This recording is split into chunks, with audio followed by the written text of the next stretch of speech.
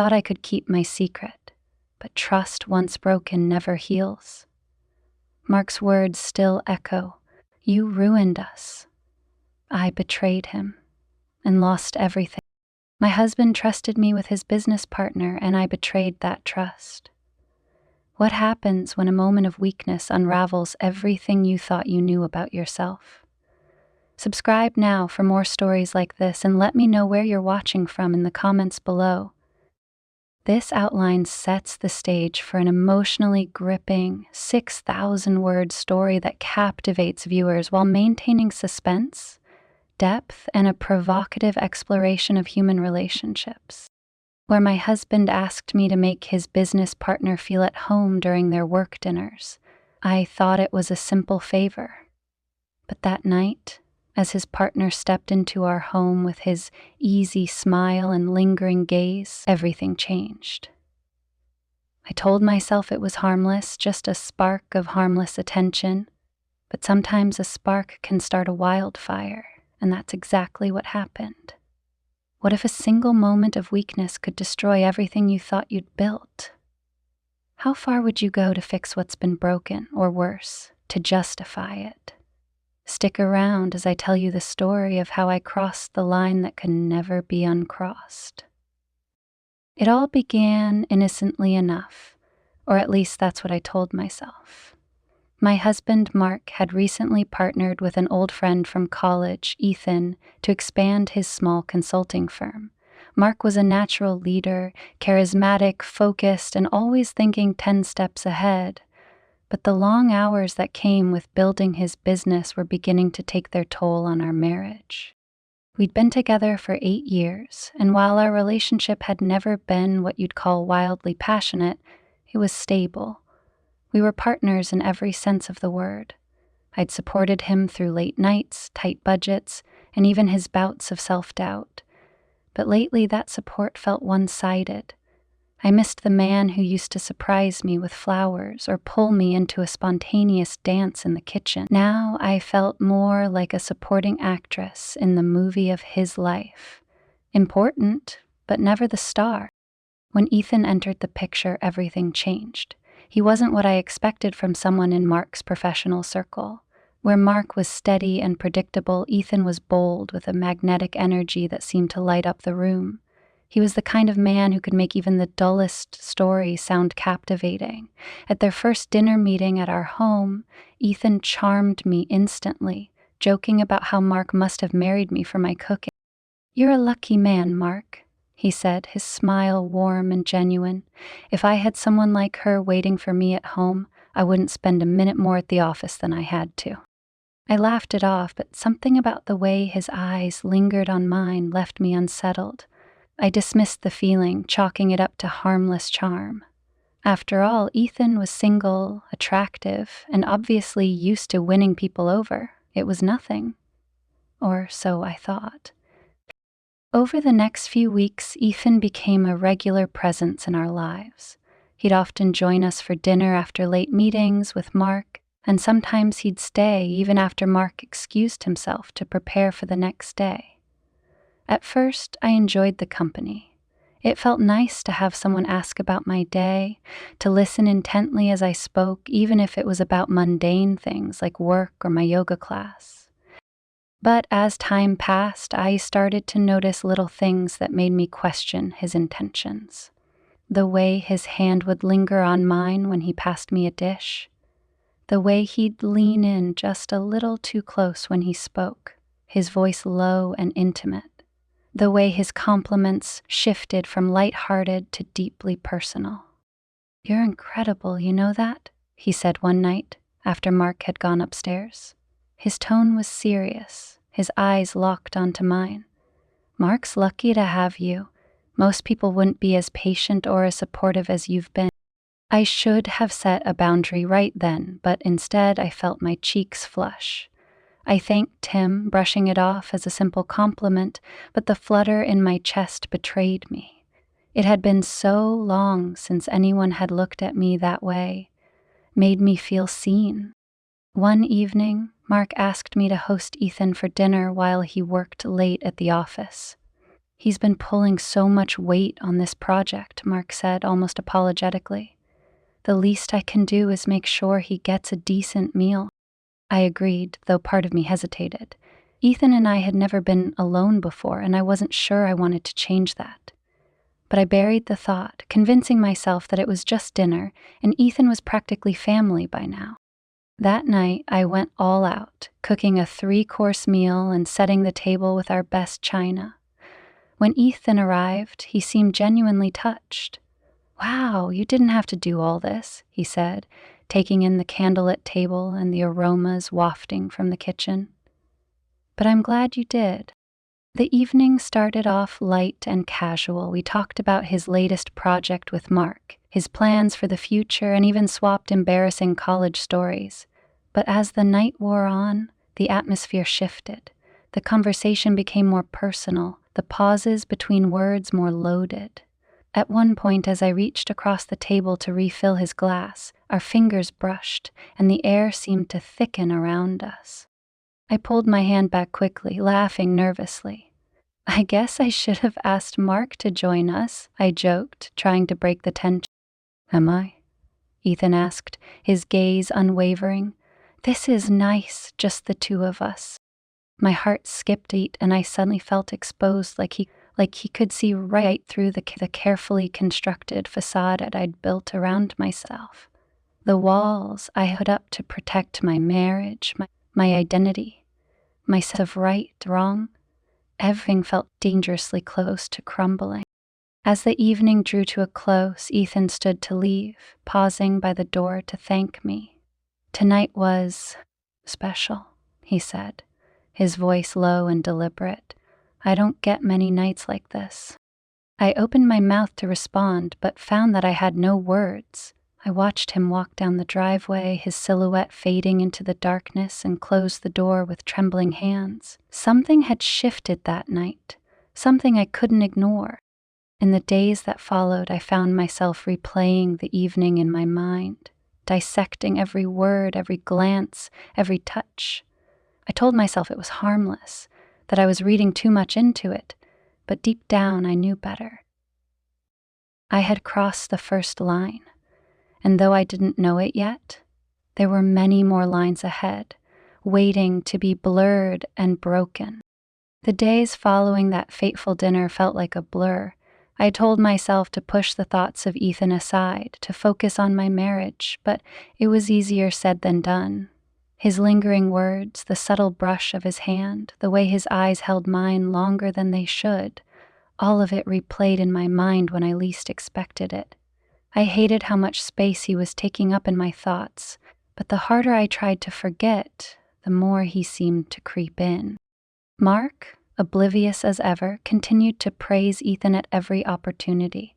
"I don't know how I'd get through this expansion without him," he said one evening over dinner. "He's been a godsend."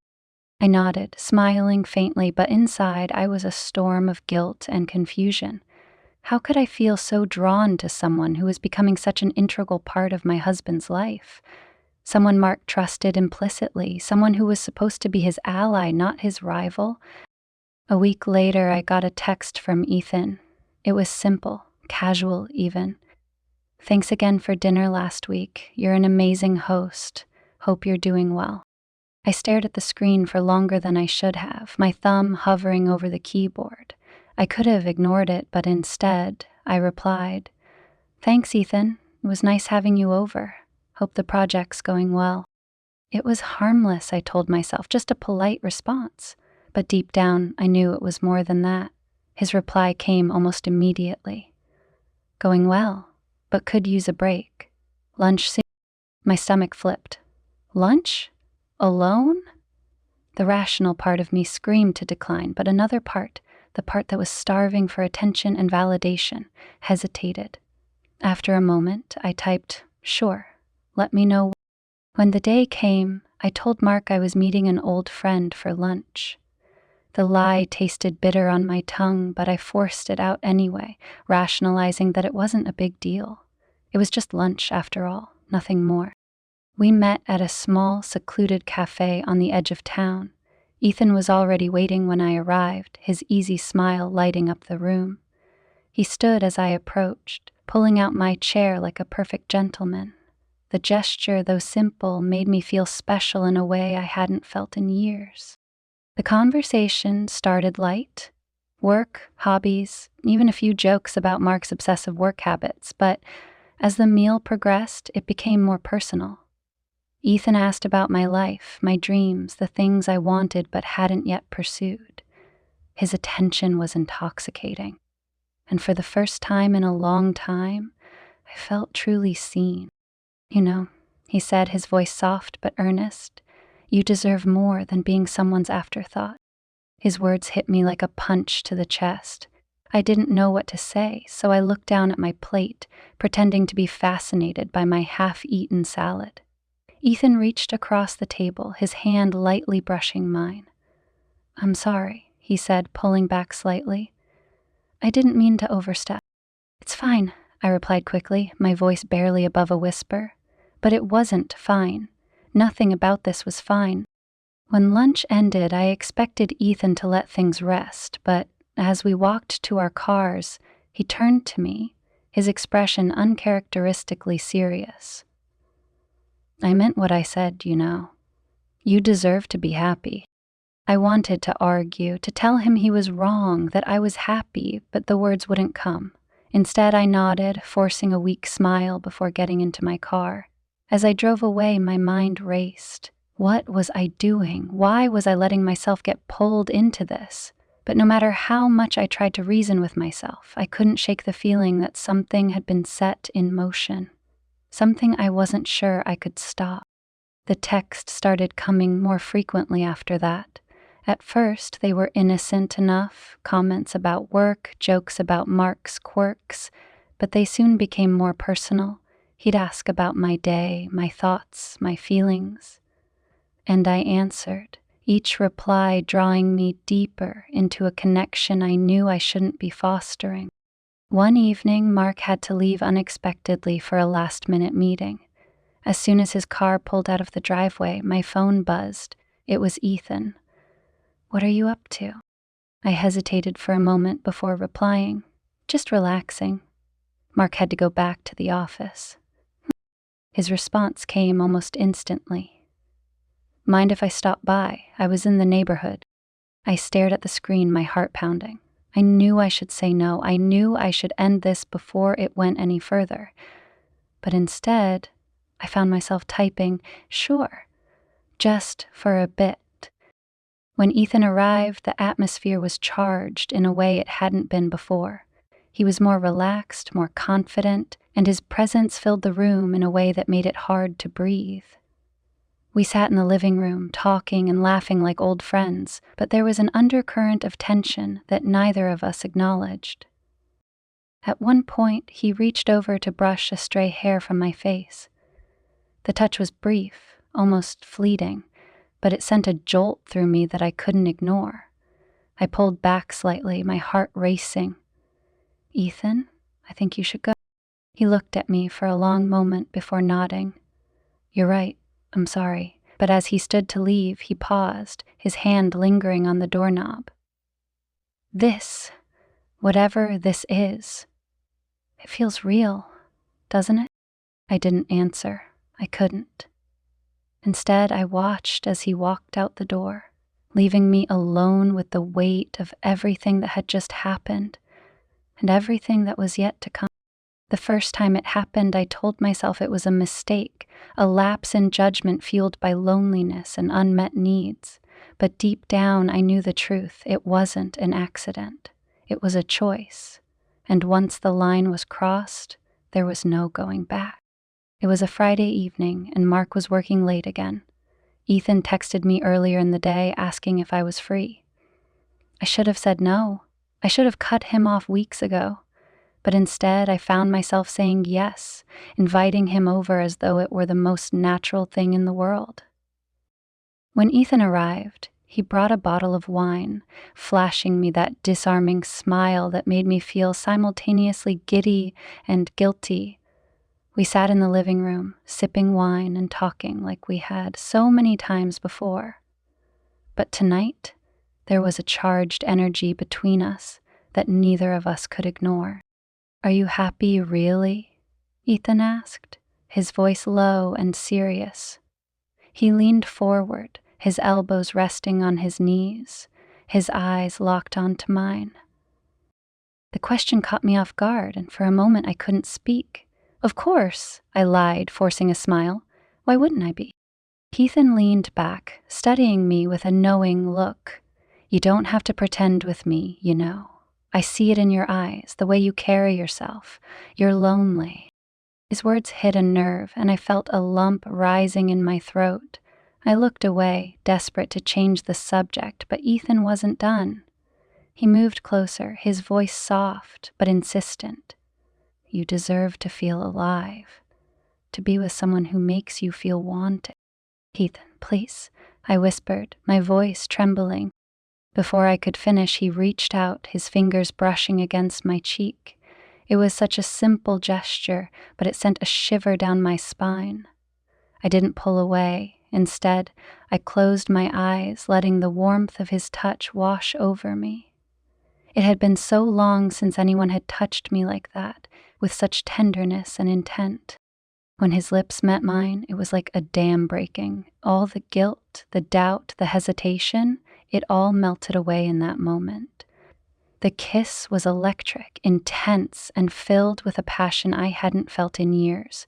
My mind screamed at me to stop, to think about Mark, about what I was risking, but my body betrayed me, pulling Ethan closer, deepening the kiss.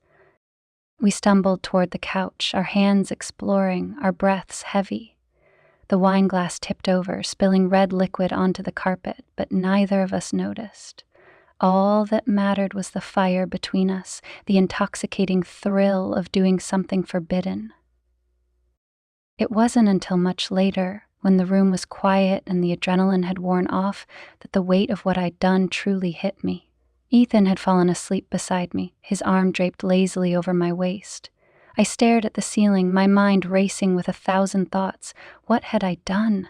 How could I ever face Mark again? But even as the guilt threatened to consume me, a part of me felt alive in a way I hadn't in years. The next morning, Ethan left early, kissing me softly before slipping out the door. I'll see you soon, he said, his voice filled with a confidence that only added to my turmoil. I spent the day in a haze, going through the motions of life while my mind replayed the events of the previous night. When Mark came home, he kissed me on the cheek and asked how my day was, completely unaware of the storm brewing beneath the surface. I lied, of course, telling him it was uneventful, but the guilt was unbearable. Despite my best efforts to end things, I found myself drawn to Ethan again and again. Each time I told myself it would be the last, but the pull was too strong. We met in secret, at his apartment, in hotel rooms, even in the park late at night. It was dangerous, thrilling, and utterly consuming. But as the affair deepened, so did the risks. Mark began to notice my distracted behavior, the way I avoided his touch, the sudden increase in errands that took me out of the house for hours at a time. One evening, as we sat down for dinner, he looked at me with an intensity that made my stomach churn. "Is everything okay?" he asked, his voice calm but laced with concern. "You've been distant lately." I forced a smile, shaking my head. "I'm fine, just tired, I guess." Mark didn't press the issue, but I could tell he didn't believe me, and that scared me more than anything. The cracks in my carefully constructed facade were starting to show, and I knew it was only a matter of time before everything came crashing down. Then, one night, the inevitable happened. Mark came home earlier than expected, catching me off guard. I was sitting in the living room, texting Ethan when the door opened. I quickly hid my phone, my heart racing as Mark walked in. "Hey," he said, his tone casual but his eyes sharp. "What are you up to?" "Nothing," I replied too quickly, my voice betraying my nerves. Just catching up on some email." Mark nodded, but his gaze lingered on me, suspicion flickering in his eyes. He didn't say anything else, but the tension in the room was palpable. I knew he was starting to piece things together, and the thought terrified me. As I lay in bed that night, staring at the ceiling, I realized the life I'd built was hanging by a thread. One wrong move, one careless mistake, and everything would unravel. And yet, despite the fear, I couldn't bring myself to end things with Ethan. Because no matter how much I hated myself for what I was doing, a part of me couldn't let go of the way he made me feel, alive, desired, and free.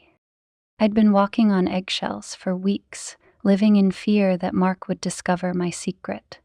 The tension in our house had become unbearable. Mark had grown quieter, watching me with a gaze that seemed to pierce through my carefully constructed facade.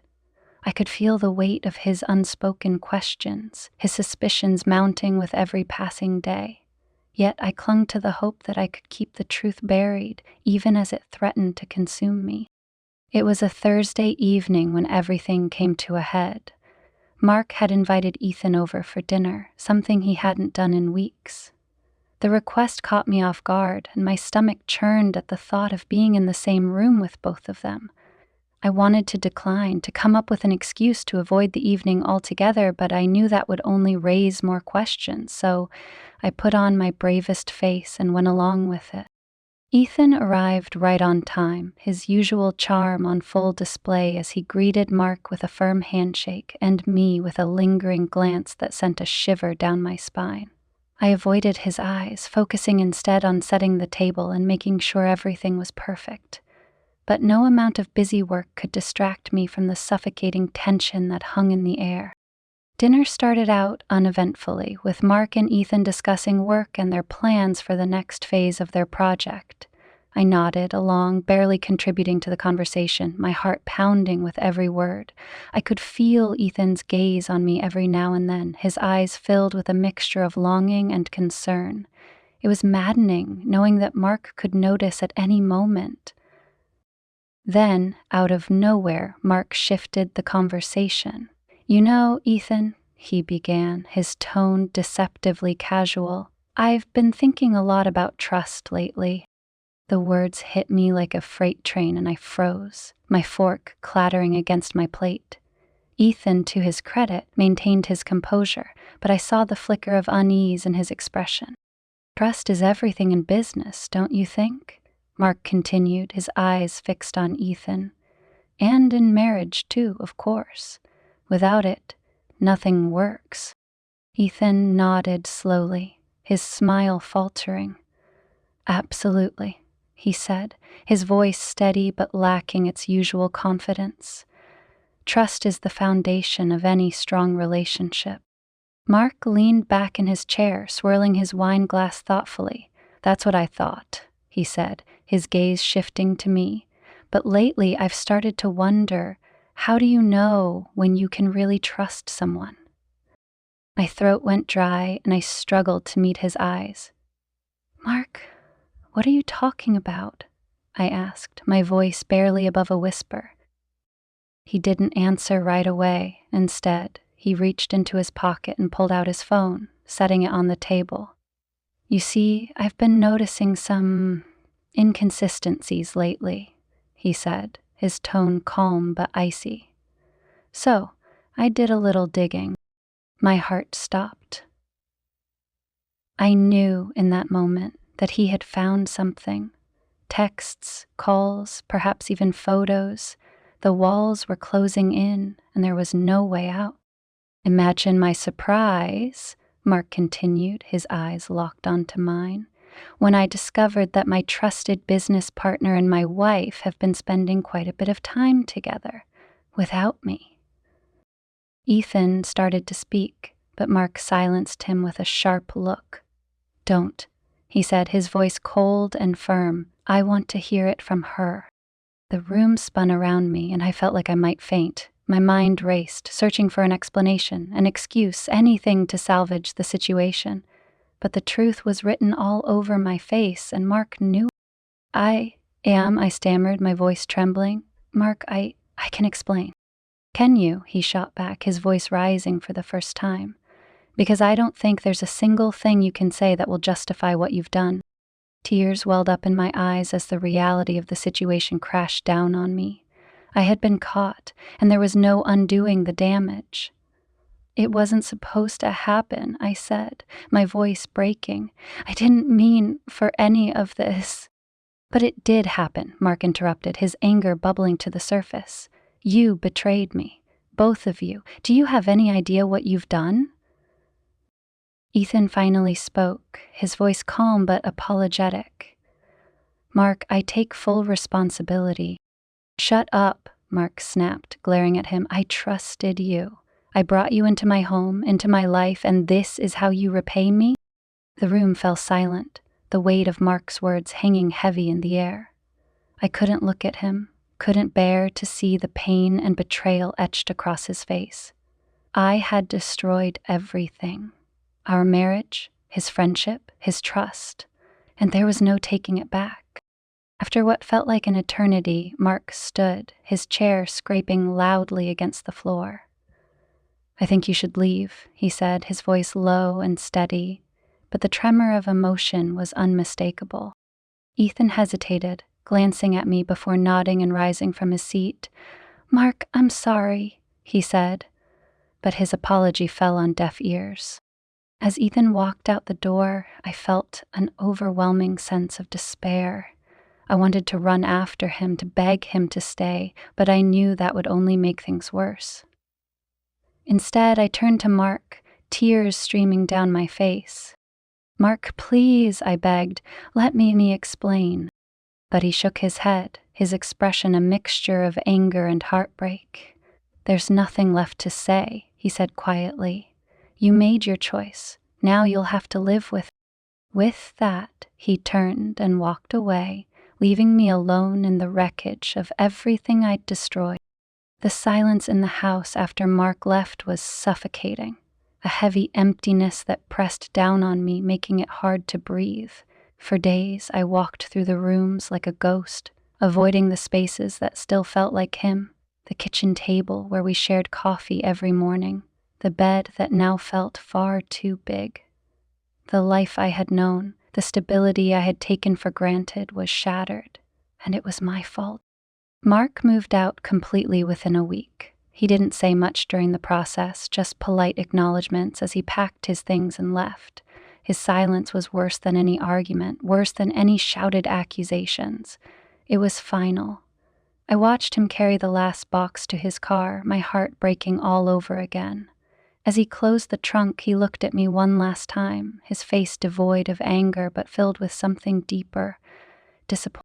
"I hope you find what you're looking for," he said quietly before driving away. Those words haunted me. What was I looking for? I had everything. Security, love, a partner who trusted me. Yet I had thrown it all away for fleeting moments with Ethan, moments that now felt hollow in the face of what I'd lost. I thought about reaching out to Mark, begging him to come back, but what could I possibly say? The damage was done, and some things can't be undone. Ethan reached out only once after the fallout. It was a simple text, "Are you okay?" I stared at the message for what felt like hours.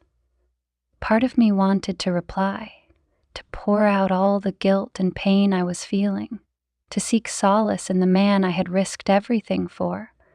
But another part of me knew that Ethan was a reminder of everything I'd done wrong. Replying to him would only prolong the misery. So I deleted the message and blocked his number. Ethan wasn't the solution to my loneliness. He was a symptom of a much deeper problem, one I had to face alone. The weeks turned into months, and I tried to find some semblance of normalcy. I threw myself into work, filling my days with meetings and deadlines to distract from the emptiness at home. I avoided social gatherings, too ashamed to face the friends and family who would inevitably ask where Mark was. I wasn't ready to explain, wasn't ready to admit how badly I had screwed. Therapy became a lifeline. At first, I resisted the idea. I didn't want to sit in a room and dissect my mistakes with a stranger. But as the days stretched on and the loneliness grew unbearable, I realized I couldn't navigate this on my own. My therapist, a kind woman with a calm demeanor, didn't judge me. Instead, She helped me peel back the layers of guilt and shame to uncover the root of my actions. "It's not just about Ethan," she said during one session, her voice gentle but firm.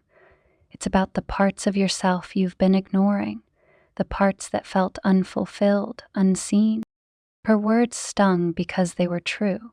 For years, I had buried my own needs and desires, convincing myself that Mark's work, his success, was more important than my own happiness. I had let myself fade into the background, and when Ethan came along, offering attention and validation, I latched onto it without thinking of the consequences. It wasn't an excuse, but it was a starting point for understanding why I'd made the choices I did. One evening, while cleaning out the closet, I stumbled upon an old photo album. It was filled with pictures from the early years of my marriage. Vacations, holidays, simple moments at home. I flipped through the pages, each image a reminder of the life I had destroyed. There was one photo that stopped me in my tracks. Mark and I on our honeymoon, standing on a sunlit beach, our arms wrapped around each other. We looked so happy, so in love. I traced my finger over the image, tears streaming down my face. "What happened to us?" I whispered to the empty room. But I already knew the answer. I had stopped trying. We both had. Mark had moved on. I saw him once at a cafe, sitting with a woman who radiated warmth and confidence. They laughed together, their connection palpable. He looked lighter, freer, as though a weight had been lifted from his shoulders. When he spotted me, his expression didn't change. He gave me a polite nod before turning back to his companion. It was a quiet acknowledgement that our chapter was closed. The sight of him with someone else hurt more than I expected, not because I wanted him back, but because it was a stark reminder of what I had lost. He had rebuilt his life, found happiness again, and I was still stuck, grappling with the consequences of my choices. I began volunteering at a local shelter, hoping to find purpose in helping others. The work was humbling and rewarding, and for the first time in months, I felt like I was contributing to something meaningful. It didn't erase my guilt, but it gave me a sense of direction, a reason to get out of bed in the morning. One day, while organizing donations, I overheard a conversation between two women about their struggles in their marriages. Their words resonated deeply, and I found myself wanting to share my story, not for sympathy, but as a cautionary tale. When they noticed me listening, one of them asked, "What about you? What's your story?"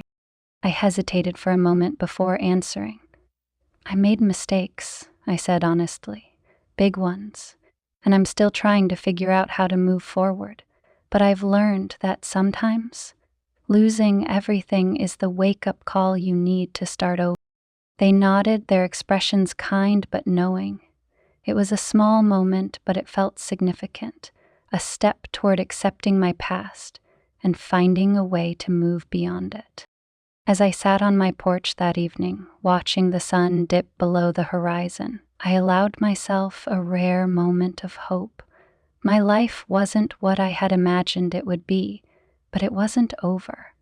I was still here, still breathing, still capable of change, and maybe, just maybe, that was enough. Months passed, but the weight of what I had done never lifted.